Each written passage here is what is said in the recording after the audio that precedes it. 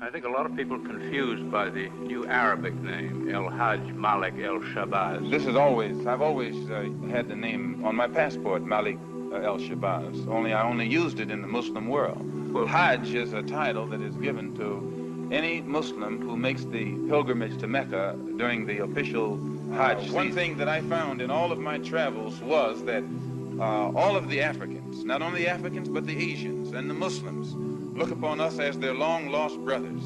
And America had actually tricked many of them into a hands-off policy by giving them the impression that she was honestly trying to do something to solve the problem. My argument over there was designed to prove that it is impossible for the United States government to solve the race problem. It's impossible. Never have I witnessed such sincere hospitality and overwhelming spirit of true brotherhood as is practiced by people of all colors and races here in this ancient holy land, the home of Abraham, Muhammad, and all the other prophets of the Holy Scriptures.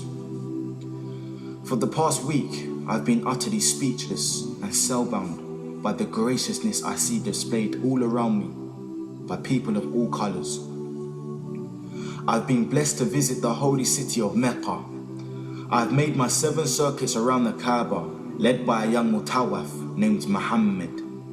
I drank water from the well of the Zamzam. I ran 7 times back and forth between the hills of Mount Al-Safa and Al-Marwa. I've prayed in the ancient city of Mina, and I've prayed on Mount Arafat. There were tens of thousands of pilgrims from all over the world.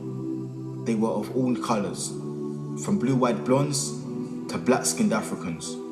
But we were all participating in the same ritual, displaying a spirit of unity and brotherhood that my experiences in America had led me to believe never could exist between the white and non-white.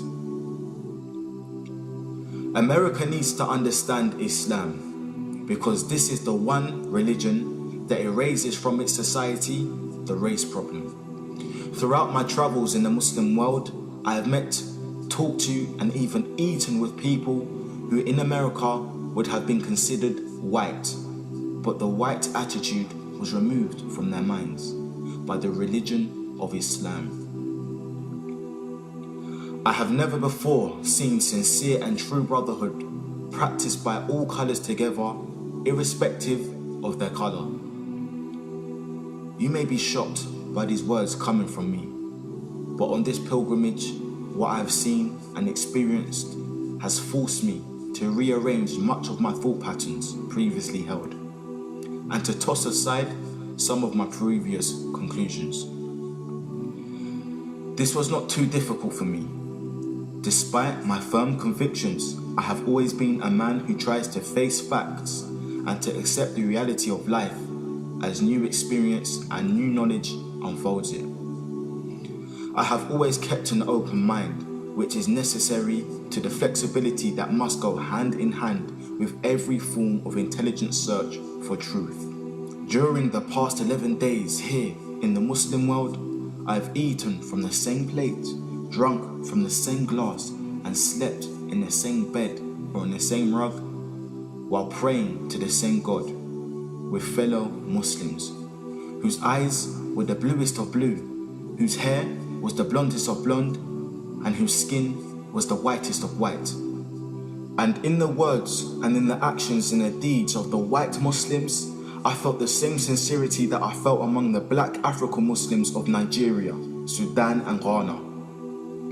We were truly all the same brothers because their belief in one God had removed the white from their minds, the white from their behavior, and the white from their attitude.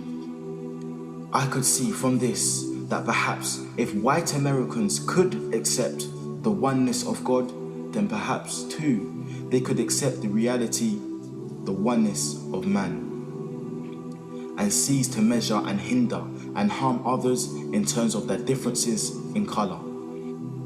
With racism plaguing America like an incurable cancer, the so-called Christian white American heart should be more receptive to a proven solution to such a destructive problem. Perhaps it could be in time to save America from imminent disaster. The same destruction brought upon Germany by racism that eventually destroyed the Germans themselves. Each hour here in the Holy Land enables me to have great spiritual insights into what is happening in America between black and whites. The American Negro never can be blamed for his racial animosities. He is only reacting to 400 years of the conscious racism of the American whites.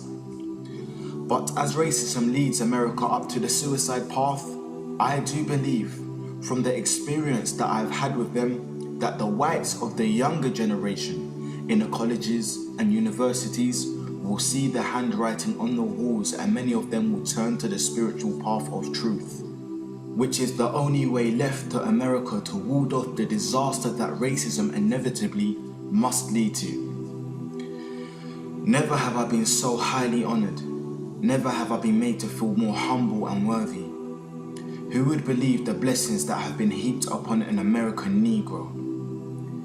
A few nights ago, a man who would be called in America a white man, a United Nations diplomat, an ambassador, a companion of kings, gave me his hotel suite and his bed.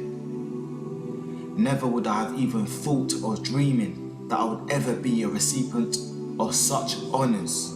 Honors that in America would be bestowed upon a king, not a Negro. All praise is due to Allah, the Lord of all the worlds. Sincerely, Al-Hajj Malik Al-Shabazz, also known as Malcolm X.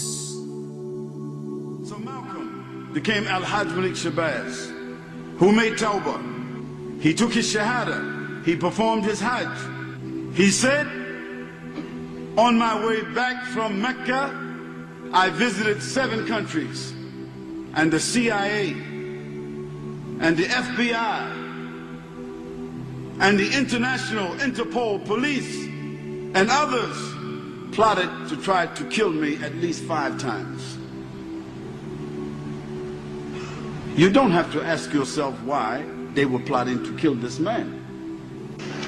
If I recall, I pointed out that while I was at Mecca making the pilgrimage, I spoke about the brotherhood that existed at all levels and among all people who were there on that Hajj, who had accepted the religion of Islam. And I pointed out that for what it had done, what the religion of Islam had done for those people over there, despite their complexion differences, that it would probably do America well to study the religion of Islam, and perhaps it could drive some of the racism from this society as it has driven racism from the Muslim society.